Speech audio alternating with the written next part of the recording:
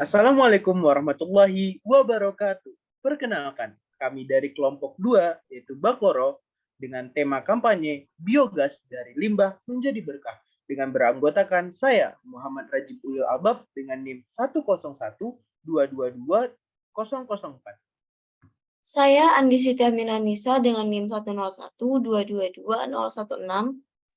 Saya Amila Putri dengan NIM 1012222002. Saya Putri adalah Syarafina Has dengan NIM 101222020. Baiklah, kami akan menjelaskan tentang apa itu biogas yang akan dijelaskan oleh Putri Adela. Baiklah, apa itu biogas?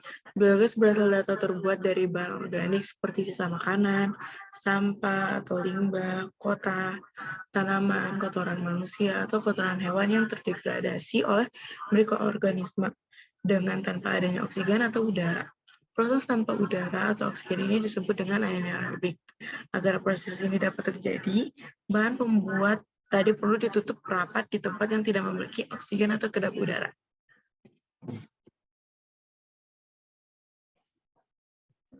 Selanjutnya, kami akan menjelaskan mengapa kami memilih biogas dari limbah sapi. Kami akan jelaskan tentang tujuan, alasan, proses, kelebihan, dan kekurangan.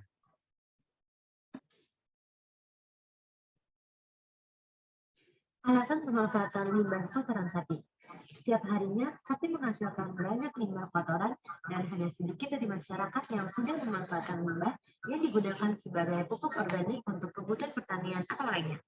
Kebanyakan masyarakat membuang kotoran sapi di sembarang tempat yang dapat menimbulkan bau tak sedap. Ada beberapa masyarakat yang membuang ke aliran sungai. Hal ini tentunya akan menjadi masalah bila musim hujan tiba dan dapat menyebabkan banjir karena terjadinya pendangkalan sungai.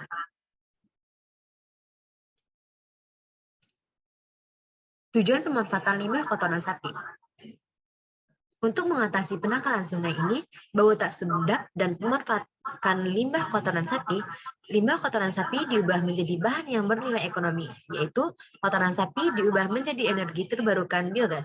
Di samping itu, dalam proses pembuatan mempunyai hasil samping yang dapat dipakai sebagai pupuk cair ataupun padat.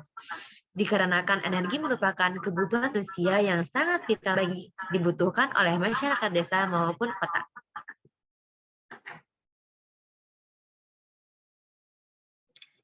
Proses pembuatan biogas dari limbah kotoran sapi. Kotoran sapi dimasukkan ke dalam bak penampung sementara dan ditutup rapat. Kemudian terjadi proses pengapan dan fermentasi pada kotoran sapi yang menghasilkan gas. Dan gas yang dihasilkan dapat digunakan untuk menyalakan api pada kompor gas atau kebutuhan lainnya. Sedangkan limbah sisa hasil pengolahan dapat diolah sebagai pupuk organik.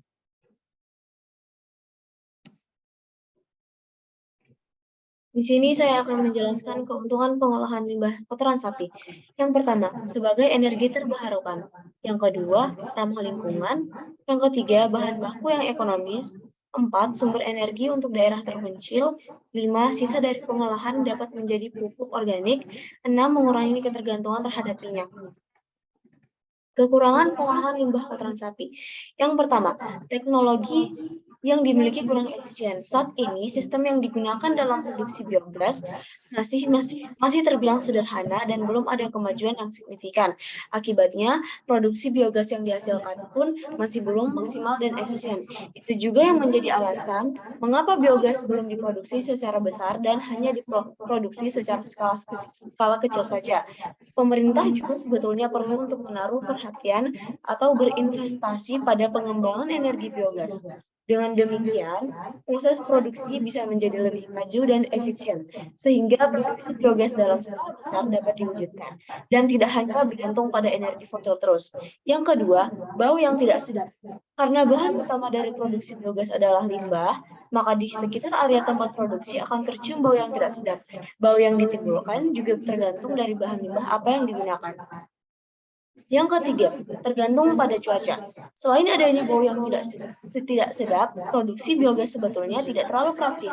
Oleh karena itu, proses produksi biogas tidak dapat dilakukan di sembarang tempat. Apalagi jika dilakukan di perkotaan, pasti akan sangat mengganggu sekali. Namun, jika diproduksi di lokasi terpencil, akan malah membantu masyarakat di sana. Yang keempat, tidak dapat diterapkan pada semua lokasi. Sumber energi terbarukan seperti angin dan matahari sangat bergantung sekali pada cuaca. Itu juga sama dalam proses produksi energi biogas, karena proses penguraian anaerobik hanya akan terjadi jika lingkungan dengan suhu 37 derajat Celcius. Jadi, untuk daerah yang mayoritas bermusim dingin, akan kesulitan karena memerlukan suhu yang panas untuk menghasilkan biogas secara terus-menerus. 1, 2, 3.